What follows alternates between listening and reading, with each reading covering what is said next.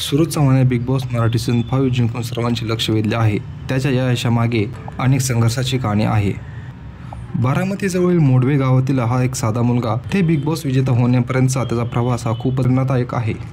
सूरजने अत्यंत खडतर परिस्थितीत आपले आयुष्य घडवले. लहानपणी त्याने आपले वडील कॅन्सरमुळे गमावले आणि त्याच दिवशी त्याच्या आईचे आणि आजीचेही निधन झाले. अशा कठीण प्रसंगात त्याने आपल्या 5 बहिणींची जबाबदारी सांभाळली.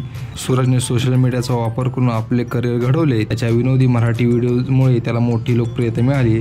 आपल्या खास शैलीत केलेले विनोद व्हिडिओ त्याच्या चाहत्यांना खूप आवडले. यामुळे त्याला बिग बॉस मराठीत भाग घेण्याची संधी मिळाली.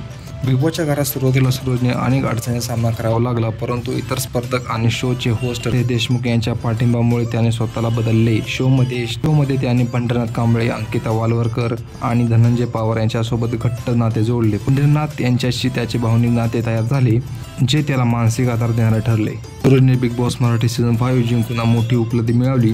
त्याला ट्रॉफीसोबत 14,06,000 रोख रक्कम तर 10 लाखाचे ज्वेलरी वाउचर मिळाले आणि एक इलेक्ट्रिक बाईकही मिळाली.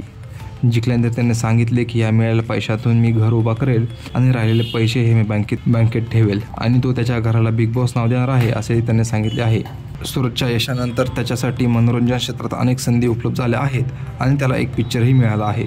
प्रसिद्ध दिग्दर्शक केदार शिंदे यांनी जाहीर केले आहे की ते सूरजला त्याच्या आगामी चित्रपटात काम देणार आहेत.